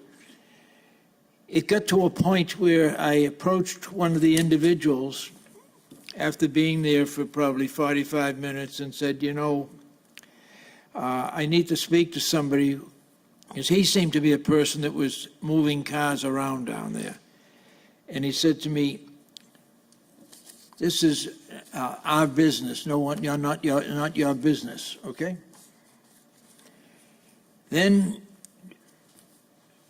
once again, I attempted to approach someone, and I was told the same thing. So I decided to make it my business, and I called Chief Callahan, and we had 2 cars down there, the police dog, and Jim Rose was good enough to send down a parking enforcement officer. So we got three cars down there, taking up resources of this city that are probably so desperately needed throughout the city. Totally insanity down there that night. Cars parking in Carey Circle, climbing over the seawall to get into that residence so they wouldn't be seen. Some of these girls, to me, look like they could be 17, 18, maybe even younger. I don't know. It's totally out of control. And I think, and I know Nick Katnaz is going to be setting up some type of a system down there July 1st. This needs to be dealt with before July 1st. This should not be allowed to continue for one more night. Simply what we're talking about, someone that purchased a house and he's running juvenile parties down there in the house on weekends, okay? What can happen down there? Well, if we allow it to continue, the city of Revere could be embroiled in a lawsuit from some action happening down there, and I don't know what that would be, but it's possible. We watch the news at night and we see this all the time. The law clearly states, it's in existence now, the owner of the property that's renting out an Airbnb should be a resident of that property and there at the property. Okay? No more than 12 or 6 rather residents should be living in that building, okay, as an Airbnb. We've got to a situation where we're letting this get out of control in this city. And I, for one, am going to stand up and make sure that this is resolved. The people down on the Point of Pines or any other section of the city of Revere should not be putting up with this nonsense. So you know that Michael Wells was down there Saturday evening for a couple of hours. I was down there for about an hour and a half, 2 hours Friday evening. Shouldn't be allowed. It wouldn't be allowed in any other city or town. And then you're bringing individuals into the city from all over metropolitan Boston. You don't know what's going on in those houses. You don't know if somebody's coming in there to a party and just casing the neighborhood for some reason. I'm going to tell it like it is. So I would suggest that the city solicitor, that the Michael Wells from the Health Department and the mayor become involved in this, and let's put a stop to it before it happens again next weekend. People don't need it. There's a woman down there, Mrs. Traniello. She just had brain surgery, and she lives right next door to the house, and she's putting up with all of this nonsense down there. Totally unacceptable. So let's move on this and let's get something done. Thank you. Thank you, Councilor. Councilor Rotundo. Thank you, Mr. President. If you look on Airbnb, there are close to 300 properties in the city of Revere currently listed. Granted, many of them are of different need and use, such as a whole home, a room, etc. When you go to Europe, there's a city fee and there's many, many layers in which you have to go through on Airbnb. I'm wondering if this particular, and obviously I will ask this in committee, if this particular software actually interfaces with Airbnb or VRBO and other organizations that do house sharing. And these things need to be looked at, considering many of the new properties that are being built on Revere Beach Boulevard, the Ocean Avenue, etc., are being used for this particular issue. So we're going to be encumbering more than just 300, especially during the summer months. So we need to move quickly, move swiftly, and be very appropriate in this manner. And I'll be asking Nick about the software and whether it's actually interacting and picking up a fee from the various companies. Thank you. Thank you, Councilor. It's obvious that the mayor has appointed a very competent person to run this program. I'm completely confident that we're going to have all the most modern softwares, et cetera, to control this thing. Councilor Morabito. Thank you. I still have a few questions about this. I'd like to talk to the city solicitor, maybe if this can go to a subcommittee. So in Massachusetts, anything more than 31 consecutive days is not considered a short-term rental. So my question is, do we have to change the wording as is? Like, for instance, we have 6. So is that changing the, are you trying to change how many rental days there are? I guess that's I'm a little, I'm not up to par with the wording. Mr. President? Councilor Rotundo. Point of information. Go ahead. I don't believe that affects this issue whatsoever. It is done in short stay hotels and so forth, greater than 31 days, actually greater than 180 days in particular, when we've had patients that needed assistive heart devices in the various hospitals around Boston. So I don't see how that would be an issue, but I understand Councilor Morabito's request, and I would suggest that we do that. Thank you. Yeah, well, because hotels fall under Point of lodging. information. Oh, yep. Councilor Keefe, state your Mr. point. We're President. getting off the subject here. No, I just wanted to say that, we did do this with the city solicitor, but also it's more about the consecutive days in a row of the stay, not so much the entirety of the year. So that's where the differences are. A short-term rental would be more than 30, long-term rental would be more than 30 days in a row. So it's the consecutive days in a row that makes that wording you're confused with. So my suggestion would be to put calendar days rather than 6 months. Okay. Well, we're gonna pass this motion as is, okay? Thank you. On the motion, all in favor, all opposed? Roll call. So voted. Calendar item number 28, motion presented by Councilor McKenna that the mayor request the DCR commissioner to allow Revere residents residing on Revere Beach Boulevard exhibiting a Revere Beach parking sticker to park on Ocean Avenue at signs indicating no parking from 9 to 10 a.m. This particular regulation was in place to deter non-residents and commuters alike from parking near the MBTA train stations free of charge. Further, this regulation was not intended to harm residents residing on Ocean Avenue. Councilor McKenna. Thank you, Mr. President. So the Ward 1 residents that got stickers to park on Ocean Ave because they have meters in front of their properties are dealing with signs that were just put up by the DCR saying no parking from 9 to 10 o'clock a.m. So I'm just asking that communication between DCR and the city be established so these people are exempt from these signs and they can park there without getting ticketing. That's it. Thank you. Thank you, Councilor. Councilor Janino? Can I just make a point that myself and Councilor Serino are recused from this motion? Madam Clerk? Okay. Councilor Powers? Thank you, Mr. President. Mr. President, I'd like to ask that this motion be amended to request the DCR, and I have done this in the past, but I'd like it in the form of a motion, to restrict parking for residents only, or allow parking for residents only from 6 Linway up to the existing Point of Pines Fire Station. This is another situation where these same individuals were parking along the Linway there, disrupting residents there. And where the Linway is a continuation of Revere Beach Boulevard, where we have resident parking on the westerly side. I'd like to add that this Point of be included. information, please. I State your point. just think this is going to take away from my motion. Yeah, I no, think we're that going he to do should. this, time out. We're going to do this in separate motions. If All you right, want do your it. motion, you'll put a separate motion, Yeah, and all you're not right, going to all amend that motion. all right. Okay, so on this motion, all in favor, all opposed, so voted. You want to put that motion in, Councilor Powers? Yes, I'd like to Okay, add so that. I think the clerk as a knows separate what you're motion. trying to do. Mr. President, Councilor Rotundo. thank you. Because I did want to speak on that motion.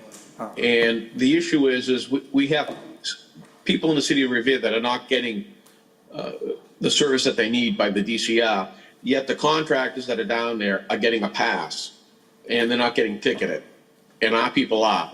That's a problem. And so if we can send a letter along with that request, I'd appreciate it. Thank you. Thank you. Okay, so on Councilor Powers' motion for the Linway, all in favor, all opposed, so voted. Calendar item number 29, motion presented by Councilors McKenna and Janino, that the mayor request the parking director to instruct Kelly and Ryan Company to provide the city of Revere with an application that allows parking control officers to monitor visitor parking pass usage for 10-day violations. Currently, there is no way to track visitor parking pass usage, which allows vehicle operators to use a visitor parking pass indefinitely and is in direct conflict with the new resident parking program. Councilor McKenna. Thank you, Mr. President. So it was brought to my attention by the parking enforcers that they don't have the ability to monitor the visitors' passes because they don't have the app to scan the SKU. That means people with visitors' passes can park as long as they want in front of someone's residence for months. And there's a 10-day rule in the ordinance that you only can park for 10 days and then you have to move your car. So they don't have the capabilities of monitoring these cars, and these cars can just stay there. They're saying that the people that they got the software from, they don't have the ability to give them this app. So I'm trying to force the people that they bought the software from to get this app so we can enforce the visitors' pass, the visitors' parking pass.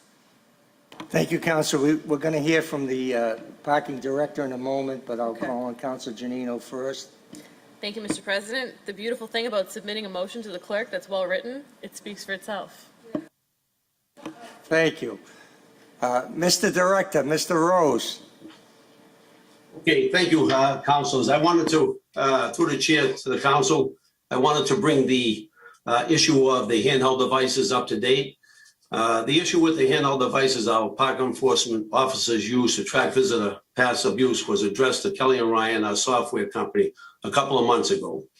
At that time, they ordered new upgraded devices to resolve the problem and add upgraded features to the devices, which we received less than a month ago in mid-April.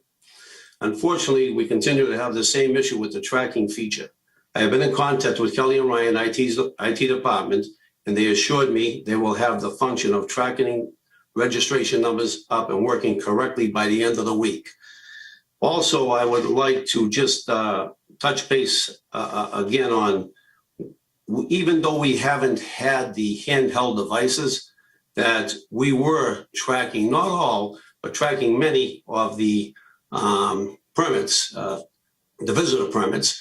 And how do we do that? When they're on the streets, and if you're going up and down these streets, if you see a car maybe out of state, when you're doing this every night and you're out there every day, they're very easy to be identified after a period of time and to keep track and know them. Almost any one of my parking control officers, we've issued many tickets for the visitor permit.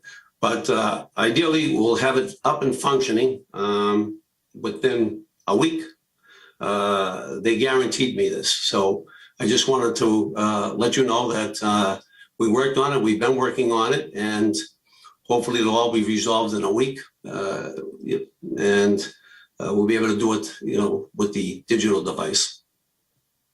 I thank you very much, Mr. Director. We're completely confident in your ability to get this done. Thank you. Thank you. On the motion, all in favor, all opposed? So voted. Calendar item number 30, motion presented by Councilor Bonasso, that the mayor request the DPW to remove the tall grass, weeds, and all dead trees near the rear of the Lincoln School in the interest of public safety. This area is a habitat for raccoons and coyotes. Area residents, most of which who have small pets and grandchildren, are living in fear and cannot use their backyards. Residents have been waiting for months for relief from this wildlife issue. Councilor Guanasso. Mr. President, this is quite annoying based on the fact that this property abuts the Lincoln School, where the school children play in that new built playground that I helped build a couple of years ago, and we named it after my dear friend Bob Hass. The neighborhood are up in arms based on the fact that when this young lady from High Street called me, she said there was a raccoon out there, and one looked like it was expecting. This was over a month ago. And she said, we're in fear that once the raccoon delivers the babies, they're going to be very protective, and they're going to be in danger. They have small, and these raccoons, by the way, traverse throughout all the neighborhood. Lo and behold, a raccoon had the babies. Now, I've been in touch with the DPW for weeks, and we're trying to work out a resolution to this. The long and short of it is that it's cost prohibitive. It costs a lot of money. Now, we authorized $8 million and more to be this evening. I'm looking for a literally, I can't believe, Mr. President, how the neighborhood and the Lincoln School is an outraged, and the fear that every child is being put in jeopardy utilizing that playground. This is dangerous. You're talking coyotes and raccoons. The coyotes come in groups, and the raccoons are very protective, and they could do serious damage, especially to young children. So I don't understand, and I need to get the funding to get this done properly, because those people are outraged, and I don't blame them. And lo and behold, it's on all of us if we don't take care of this immediately, because if one child is injured, it's all on us. And the city of Revere should have no cost, no matter what it is. We have a net school spending budget with the school. Let them pay their fair share too. I don't care how it gets paid, but I do care how it gets done, and it's got to be done ASAP, because not only is school year ending, the kids still utilize that playground. And so why did we build that playground if we're not going to protect the kids who go there? So I'm asking that this council approve this, and I'm asking with an amount of seriousness that this be taken into consideration by the mayor, and that this be done this week. I'm sick and tired of waiting for projects in Ward 3. We've been waiting for the Martin Street area to be done 4 years ago. I mean, Ward 3 is in Revere, and I want everyone to know that. So please give us some help. Thank you, Mr. Mayor. Thank you, Councilor. I know the mayor's watching, and his team is watching, and I'm sure they're going to get on this right away. And High Street, where I live, has a coyote problem and a raccoon problem, and it's really troubling. We've been trying to reach out to the wildlife people to come and move the den. There's a den on Cushman Terrace, and they travel up to High Street, and they walk like they own the place. And so we really need some help in every way, and cutting the grass is certainly one of the ways. So I know the administration's watching, and they're going to take note of this.